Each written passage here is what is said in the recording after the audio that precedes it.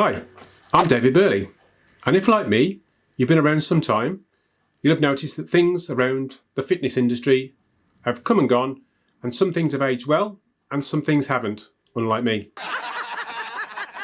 So in today's video, I'm going to take you through some of the common fitness myths out there, and then take you through why the ideas behind them were a fallacy, and give you the modern take on what's been proved otherwise. Okay, starting with number one is you should always stretch your muscles before you do a workout, otherwise you'll get injured.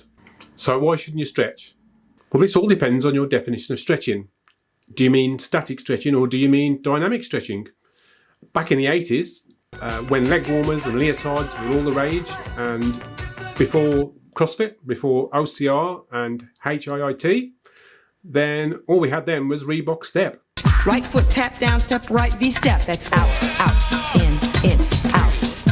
Keep going with the feet, get ready to add the... During the 80s, stretching was being pushed, and we were told that we weren't allowed to go and do any workout or anything like running, etc., without doing a long stretch beforehand. We know now there's no scientific basis on this whatsoever. In fact, it's actually the opposite, that if you do static stretching, there is a chance you could injure yourself and you might actually limit your performance as well. Nowadays, dynamic stretching is what we've all been told to do. So rather than standing in place, pulling a muscle to its extreme, causing yourself a bit of pain whilst the muscle slowly gives, to cause it to give more flexibility, we're now told to work our muscles through the range of motion that we're going to be doing for that exercise. So if you're going to do a run, for instance, there might be a 5 or 10 minute run through. You have to go through from slowly moving through steps, pulling the muscles very slowly and working them through until you're actually running and doing what you're actually going to be doing. Static stretching is now considered to be part of a cool down routine, not a stretching routine prior to a workout. Alongside this, you should also be doing some sort of regular, probably daily, and especially at my age, some sort of regular mobility. So there's plenty of apps out there. There's an app called ROMWOD and there's another one called GoWOD, which take you through daily routines you can follow. And I'll be doing some sort of review or video on those later on in the series. Some static stretching might be doing you more harm than good, especially before going for a run. If you think about it, your legs act basically like pinions and like springs when you're out running, and you're sort of impacting and resorting back again.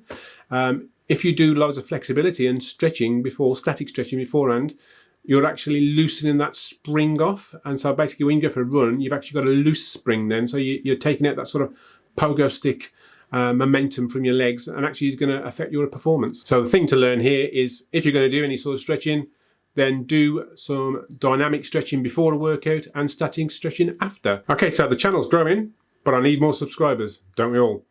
And I've been looking at my channel stats, and it says that 95% of you people out there are actually not subscribers. You're just watching the content without subscribing. So get down below, and you know the drill. Subscribe to the channel. You won't miss any of the content, and you'll even get notifications when I release any new videos. The second myth we're going to dispel here is another one from the 80s, which is the no pain, no gain myth. That's the ticket. No pain, no gain. This famous saying cropped up in the 80s, courtesy of our very own Jane Fonda, who popularised all of her workout videos in the 80s and featured that saying somewhere in one of her videos. It obviously isn't correct. You don't have to be in pain to actually be doing some sort of improvement, whether that's a gain in a strength of your muscle, whether that's an endurance gain or a speed gain. Yes, if you overload a muscle, you are going to feel pain. Usually the next day, maybe even 2 or 3 days afterwards, depending on your age. If you've ever had DOMS, delayed onset muscle soreness, Dobbs!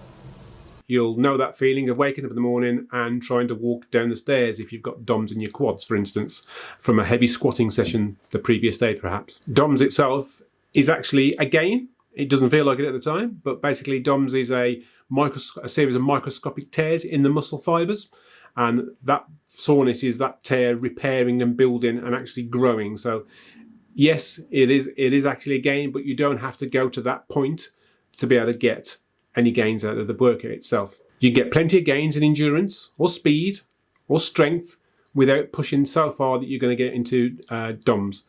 DOMS itself is usually caused by a lot of eccentric movements, such as squatting or bicep curls. So if you're a gym rat, for instance, and all you do is you're one of those people who goes in the gym every day and does chest and arms every single day, then you'll probably end up getting DOMS. So if you do want some gains in your workouts, you don't necessarily have to push to failure. You can do smaller workouts, smaller, more intensive HIIT workouts. You could do something like CrossFit short workouts. You can push, but not push to the point of extremes. Train smarter, not harder. Focus on your form and technique. Okay, and this is one of my favourite ones.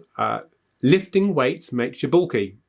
This is more obviously key towards the ladies out there, the women who do weightlifting, because men tend to do weightlifting because they want to get bulky. This myth has obviously put off a lot of women from weightlifting or something like CrossFit with its Olympic weightlifting aspects, because they want to get fit, they want to look toned, but they don't want to look like an absolute animal. They don't want to look like the square-jawed, testosterone-fueled images you see sometimes of female bodybuilders who've taken it to the extreme. The common myth is that you lift heavy weights, minimal number of times to get bulky. You lift light weights, lots of times to tone up and to lose weight. Women specifically aren't going to suffer bulkiness by training weights. Their hormones aren't actually conducive to it, and so unless they actually specifically train and eat directly towards getting a bulky aspect, that's just not going to happen. However, lifting weights does have lots of benefits.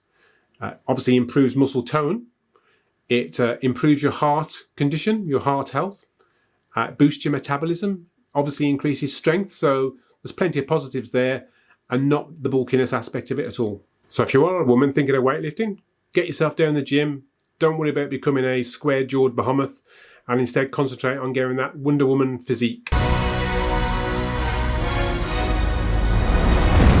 Okay, another common myth, and I heard this plenty of times when I was growing up, was if you start training and then you suddenly stop training, any muscle that you've developed turns to fat. This gained quite a lot of popularity and is still popular as a belief, because it does actually look like that. Obviously, if you're working out quite a lot and for some reason you have to stop working out, an injury, or you just fall out of the habit or something like that, your diet might have been geared up to plenty of food for training. But then as soon as you stop training, unless you stop your diet completely as well, then obviously you're going to start put on some weight, some fat. Hey, fatty, you are fat! Because you're just not using up energy anymore. So if you're going to be like that, then obviously you're not training, so your muscle tone will start to go away, you'll start to lose muscle, and at the same time you'll gain body fat. You calling me fat? And because of that, it does actually look like the muscles turn to fat, but they are completely different tissues in your body. They have completely different roles. Obviously, muscle builds mass, and fat is where your energy is stored, but they don't cross-train. One can't turn into another. You can't have muscle turn into fat and fat turn to muscle. It's completely different types of tissue in your body. Okay, so I hope after watching our short video, you'll understand now that some of the fitness myths out there are literally that, just myths, and we've completely debunked them in this video. Just remember, if you ever want to find out any facts on the internet, just go and Google it again, find some reputable sources, but then take everything you read online with a pinch of salt. See you in the next video.